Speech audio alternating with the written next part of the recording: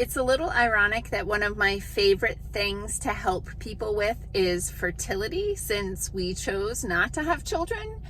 But I'm going to give you some information about what I think would be helpful if you're working with a holistic fertility practitioner to help you to get the best results. Hey, I'm Dr. Patty Barch. I'm a traditional naturopath, founder and owner of Naturally Unbridled Wellness and naturallyunbridled.com, where we focus on wellness solutions, not disease management. This is Down the Ridge with Dr. Patty, where I give you 7 to 10 minutes of holistic life and wellness information on my way to work. This is not medical advice. It's for entertainment purposes only. Nothing I say is true. Don't listen to me.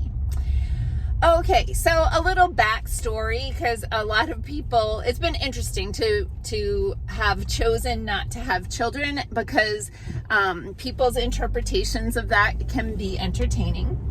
Because a lot of people will be like, oh, her poor husband, she didn't want to have kids.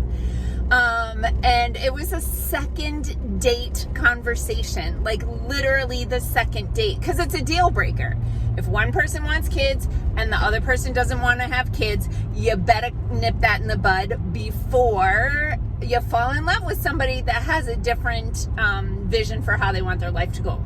Second date conversation with multiple check-ins over the year, and we've always been on the same page, to the point that randomly these days we just turn and look at each other and go, thanks for not having kids with me, because the world is so screwed up.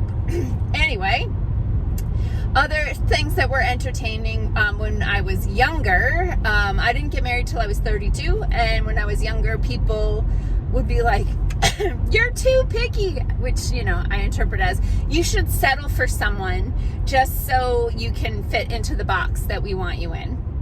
So yeah, I didn't settle. I got married at 32. And then as soon as you get married, they're like, when are you gonna have a baby? When are you gonna have a baby? Like, not going there, not having kids, right? And then the coolest thing that happens is you get into your mid 30s or 40s and they stop asking because they feel bad, because they just assume that you have infertility. But it's ironic that I have chosen to really dig into fertility work with my clients, and I really enjoy it. And I mean, I just go back to my education, and I was like such a nerd when it came to the reproductive system. And I think my mother sparked this in me, which she's not at all sciencey. But when I came home in 3rd grade and asked my parents at the dinner table what a period was, because Karen and Wendy were talking about periods at recess, and they told me that I needed to ask my mother. So I was just at dinner, what's a period, you know, and oh God, you can't talk about that. So my mother's like, I'll tell you later. And she took me upstairs after dinner and got a piece of paper and a pencil, and she literally drew a reproductive tract and showed me what ovaries were and fallopian tubes and the uterus and what the lining of the uterus did and how every month you shed that. And I got my first reproductive anatomy lesson from my mother in 3rd grade. Fast forward into my undergraduate years, and my favorite class as an undergrad was actually a graduate level course that I took, Anatomy and Physiology of Reproduction. It's just something I have always found fascinating and interesting.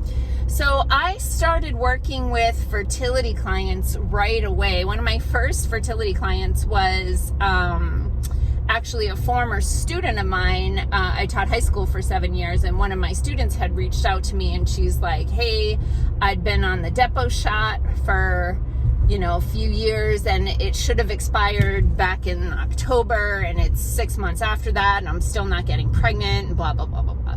So I literally was like, you could try this, and sent her one remedy, and she got pregnant the next cycle. So that was like, I'm like, oh, this could be fun. And, you know, obviously not all cases are that simple. I've dealt with a lot of really complex cases, PCOS, endometriosis, adenomyosis, just variety in ovulatory cycles, you know, all the things. But there are a few things that could be helpful if you are interested in the holistic fertility process. That, you know, you could have this information to make my job easier, help me help you. So one thing is to use a period tracker app. Okay, I get all the harvesting of information, but you can just kind of conglomerate all of your cycle information for years all in one place, and makes it really super simple. The one I have used, and I think it's pretty easy to use and it's free, it's called P Tracker Lite. And the icon is just a little like fuchsia colored flower with a yellow center. That one's great because you can actually track other symptoms like headaches, crankiness, cramps, spotting.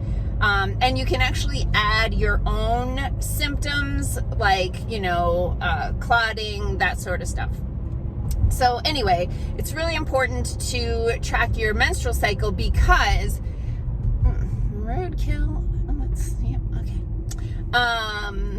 Because it will help the practitioner to know, like, do you have a 28-day cycle? Is your cycle 36 days? Is your cycle 21 days? Okay, so we need to know how long is it from one period to the next period. And day one of the cycle is the first day of red blood. So if you have a little brown spotting prior to, those kittens are out today, the red blood, then that doesn't count. First day of red blood is day one of the cycle. Okay.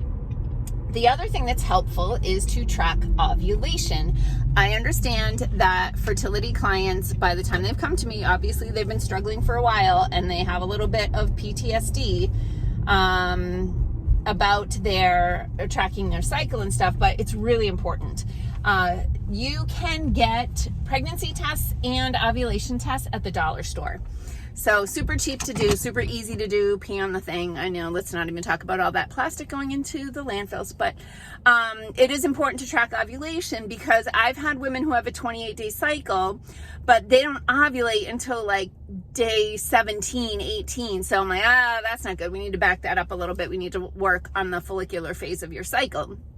So you want to track from one period to the next. You want to track ovulation, and then signs of ovulation, very common. Of course, you can do the body temperature tracking, it's kind of high maintenance stuff, but just the presence of cervical mucus, which is like egg white mucus, like when you crack open an egg, that clear, stretchy mucus, that it can be a sign of ovulation. That mucus will actually help sperm to travel through the reproductive tract to get to the egg. So keeping an eye on cervical mucus can be helpful as well. So keeping track of those things can be really helpful for a holistic practitioner to know, like, first of all, do you have a normal cycle? Is the front end of your cycle in the normal range? Is the back end of your cycle in the normal range? Are you ovulating or are you not ovulating? Once we rule out those things or get those things managed, if there are other contributing factors, we can address those, but we kind of have to start with the basics. So it is Friday, which means this will be the last video for the week, but I do have a couple requests. So I have learned that I can only use the @highlight feature on Facebook 3 times a week. And the @everyone isn't working for me, and @followers doesn't work for me. I don't know what I'm doing as far as that stuff goes. I've just gotten so busy with my practice that trying to keep up with all the nuances of social media has been just impossible. So if anybody knows the rules or has a link to a page that describes all the rules for how to use those tags on Facebook, I would really appreciate that resource. Secondly, please start following facebook.com/naturallyunbridled. I think that I'll be able to use some of those tags more effectively if I post the videos on my business page instead of on my personal page. So start going over to facebook.com/naturallyunbridled and following that page and interact with the posts, because Facebook's trying to figure out what you like to see. So if you like these videos, you should click like, and or comment or share, because the more you interact with these videos, the more Facebook goes, oh, you like this? We'll show you these. So if you really want to see these videos, I'm doing everything I can to get them in front of you, but you can help you as well. The last thing, just a reminder, we are hiring a full-time front desk person. Anyone who is interested in applying, please reach out to Shobi at Referral Staffing Solutions. She does all of my screening for me. We will not accept any applications at the office. Okay, you guys have a healthy weekend. I hope that it's a really beautiful weather where you are. Peace out, peeps.